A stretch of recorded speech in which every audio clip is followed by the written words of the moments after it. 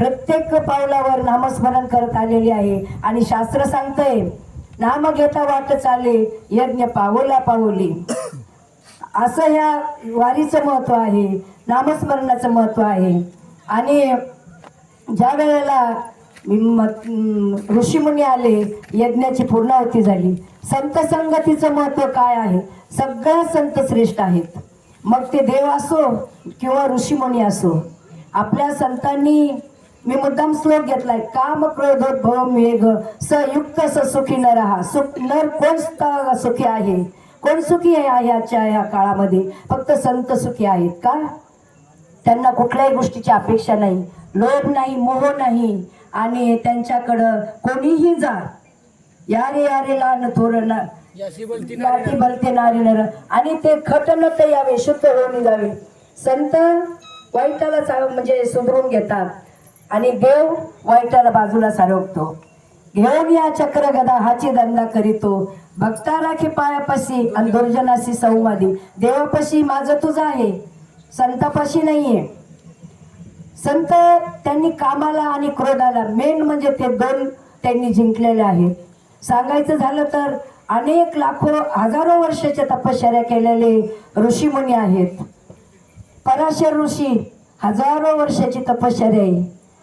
मला काय सांगायचं याच्यातून? काम आणि क्रोध. आणि त्यांनी एका मत्स्यगंधेला पाहिलं, मासे पकडणाऱ्या एका कोळ्याच्या मुलीला पाहिलं आणि त्यांचा काम जागा झाला.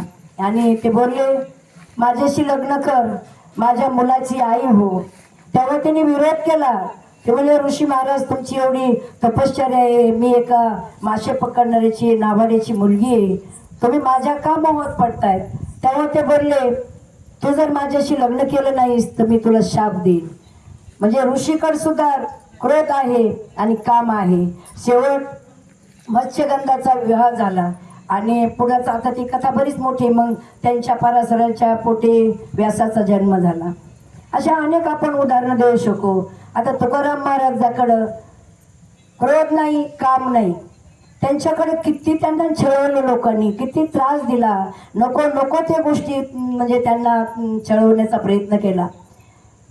ज्या वेळेला एक बाई येते आणि ती तुकाराम महाराजांच्या समोर विचित्र हावभाव करते, त्यावेळेला आपल्या तुकोबरायांनी काय म्हणावं? जाई येऊ माये न करी साय असं, आम्ही विष्णुदास ऐसे नव्हे. हे संत आहेत, ते ऋषी आहेत. आता दुसरं सांगत झालं तर जमदग्नी ऋषी, ज्या वेळेला इंद्राणी त्यांच्याकडे आले, इंद्राचं कसं असायचं, खूप कपट नीती होती. आणि त्या आल्याच्या नंतर जमदग्नी ऋषीने रेणुकाला आवाज दिला आणि बोलले का, रेणुका आपल्याकडं पाहुणे आले तर पाहुण्यांना पाणी आण. पाणी आण म्हणल्याच्या नंतर रेणुका पतिव्रता होती, तिने ओळखलं का हा इंद्र जो आलाय ना, हा पाप वासना घेऊन आलाय. त्यांनी जमदग्नी ऋषीची आज्ञा पाळलीच नाही, ती उठलीच नाही पाणी द्यायला. त्यावेळेला त्यांचा क्रोध एवढा म्हणजे क्रोधित झाले ते. आणि त्यांनी त्यांच्या तिन्ही मुलांना आवाज दिला का या म्हणे इकडे आणि माझ्या आज्ञेचं पालन करा. तुमच्या आईने माझी आज्ञा मोडली, तिचा शिरच्छेद करा. पहिल्या दोन्ही मुलांनी खाली मान घातली आणि परत फिरले. नंतर मग परशुरामाला बोलवलं आणि बोलले का यांनी माझ्या आज्ञेचं उल्लंघन केलंय तर हिचं मुंडकं धडापासून वेगळं कर. आता वडिलाची आज्ञा, आईचं प्रेम, काय करायचं? शेवट परशुरामाने रेणुकेचं मुंडकं तोडलं. नंतर जमदग्नी खूप झाले आणि बोलले, बाळा तू माझी आज्ञा पाळलीस, तुला काय हवं आहे ते माग. त्यावेळेला परशुरामाने सांगितलं, माझ्या जीवनामध्ये मला फक्त प्रिय आहे ती माझी आई आहे, मला माझी आई पाहिजे. आणि त्यावेळेला जमदग्नी ऋषीने रेणुकेला जिवंत केलं, मुंडकं धडाला झिटकवलं. काय आहेत ते ऋषी आणि काय आहेत संत? संतांच्या उपमा तर आपण इतक्या देऊ शकतो ना. आता मी थोडक्यात भगवान बाबाचं उदाहरण सांगते. भगवान बाबांना एवढा लोकांनी छळ केला, एवढा छळ केला, अनेक प्रकारे छळ केला, पण त्यांना त्याच्यात क्रोध नाही, काहीच नाही. मग शेवट काही लोकांनी कबूबात असे हे लोक कुठल्याही गोष्टीचा त्यांना त्रास दिला तर ते काय डगमगत नसतात. मग यांना जर कलंकित करायचं झालं तर यांच्यावर अशा प्रकारचा आळ घ्यायचा. आणि भगवान बाबावर आळ आला, त्यांनी त्यांच्याशी भाष्य केलं नाही किंवा त्यांच्याशी वाद घातला नाही.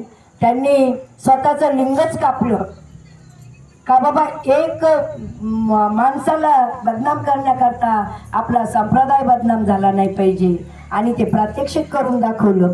ते प्रात्यक्षिक असं आहे, आता बाकीच्यांना कोणाला माहीत असेल किंवा नसेल तर धावून आले देव तुळशी उगवल्या रक्त सांडिले तेथे, धावून आले देव दिले अभय तेथे. म्हणजे संतांमध्ये ताकद काय आहे, ज्या ठिकाणी रक्त पडले तिथं तुळशी उगवल्यात. म्हणून जीवनामध्ये संत श्रेष्ठ आहेत आणि संतांच्या संगतीत राहणं हे आपल्याकरता खूप महत्वाचं आहे. आणि तीच संतांची संगत आपल्याला या वारीमध्ये घडते.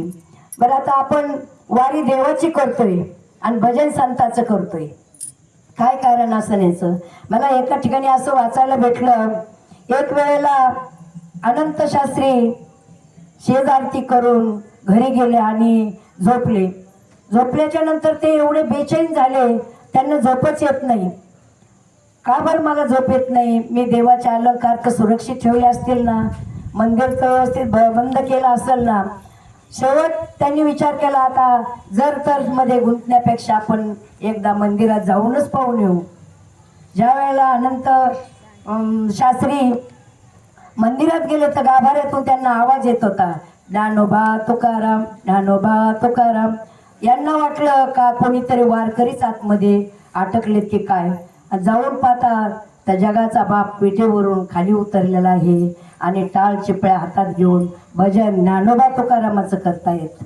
म्हणून आपण जे चाललोय देवाच्या वारीत चाललोय, वारी करता चाललोय आणि आपल्या बरोबर संत आहेत. संतांचं महत्व एवढं श्रेष्ठ आहे. ज्या वेळेला आपल्याला नाम आणि संत भेटते ना त्यावेळेला आपल्या जीवनाचं सार्थक झाल्याशिवाय राहणार नाही.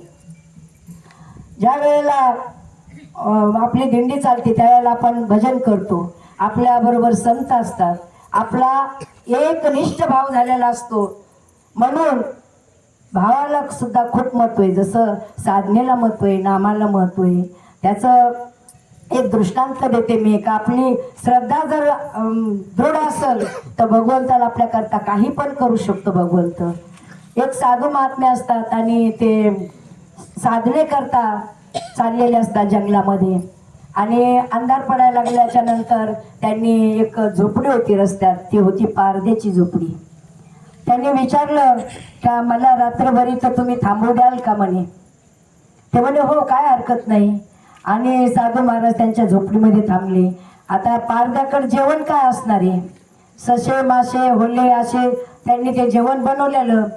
आणि तो पारधी दादा जेवायला बसलाय आणि तो या साधूला बोलतोय, महाराज चला जेवायला, चला जेवायला. तर महाराज कुठं सांगतात का हे मला चालत नाही किंवा काय नाही. साधू महात्मे जेवले नाही रात्रभर, त्यांच्या तिथंच झोपले. आणि सकाळी हा पारधी उठला आणि बोलला, काय महाराज तुम्ही रात्री माझ्या झोपडीमध्ये उपाशीच झोपलायत म्हणे. आज तुमच्याकरता कुठला पक्षी कुठला प्राणी आणू. त्यावेळेला त्या साधू महात्म्याने सांगितलं, तू जर माझ्याकरता पक्षी किंवा प्राणी आणणार असतील तर असा आण ज्याचा सोन्याचा पितांबर आहे,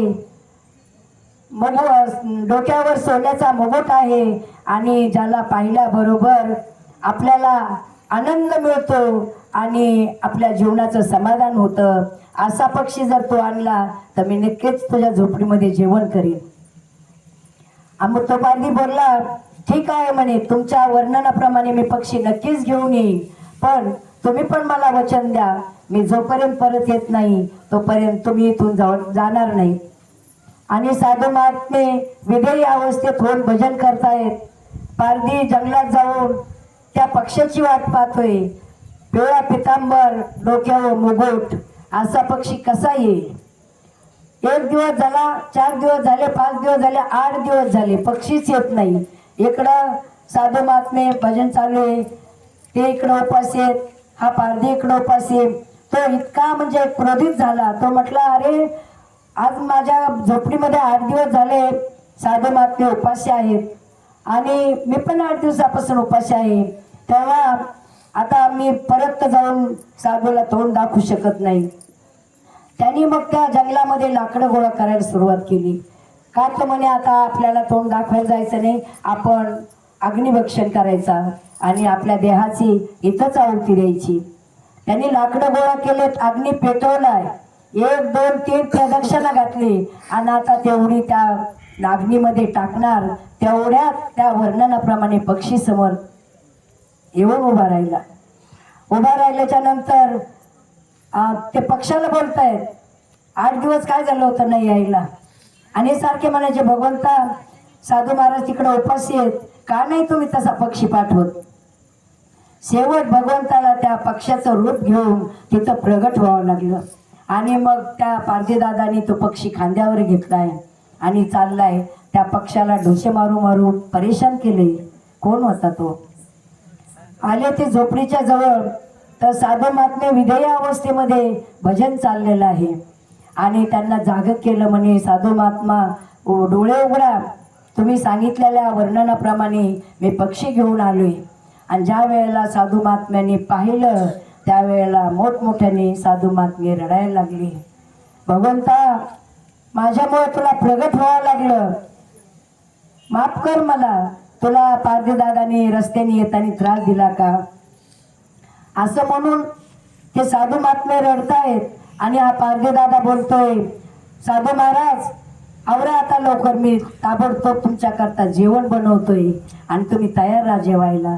त्यावेळेला त्या साधूने सांगितलं, पारधीदादा अरे तो दिव्य दृष्टीने पहा, हा पक्षी नाही, हा प्राणी नाहीये, हा जगाचा मालक, ब्रह्मांडाचा धनी, हा पांडुरंग परमात्मा आहे. आणि दृष्टी बदल म्हटल्याबरोबर त्या पारधीदादाला चतुर्भुज रूपामध्ये भगवंतांनी दर्शन दिलं.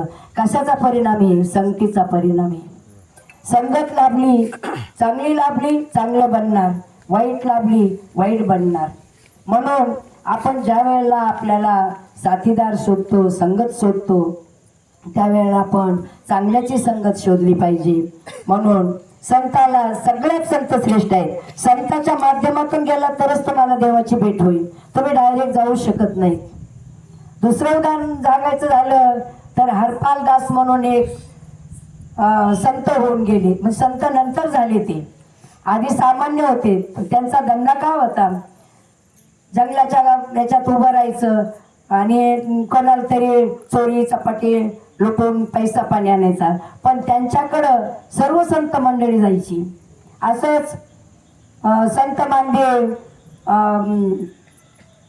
ह्याच्याहून येत होते, तीर्थाटनाहून येत होती आणि नामदेव महाराज, माऊली, सगळे संत महात्मे त्या हरपालदासाच्या घरी गेले. घरी गेले आणि त्यांनी सांगितलं की आम्हाला खूप भूक लागलेली आहे, आम्हाला जेवण पाहिजे. त्यावेळेला त्यांनी बायकोला विचारलं तर बायको म्हणे, घरात काहीच नाही. काहीच नाही म्हटलं नंतर ते म्हणे, ठीक आहे म्हणे, मी थोड्याच वेळात काहीतरी घेऊन येतो. बऱ्याच ठिकाणी फिरले, अहो माझ्या घरी संत आलेत, मला काहीतरी द्या, त्यांना जेवायचंय, काहीतरी द्या. कोणीही काही दिलं नाही. आणि त्याची अशी सवय होती, तो लुटारू होता थोडक्यात. पण तो काय करायचा, पहिलं अडवलं कोणाला का तो म्हणायचा, तुम्हाला देव आवडतो का? जर आपण म्हटलं ना, नाही देव नाही मला आवडत, तरच तो त्याची म्हणजे त्याच्या जवळचा माल काढून घेत होता. आणि हा जंगलात जाऊन कोणीच काही देत नाही म्हणून जंगलात जाऊन थांबला. कोणीच येत नाही, कोणीच येत नाही. आता कोणाला लोटायचं? संत इकडे उपाशी आहेत, काय करायचं?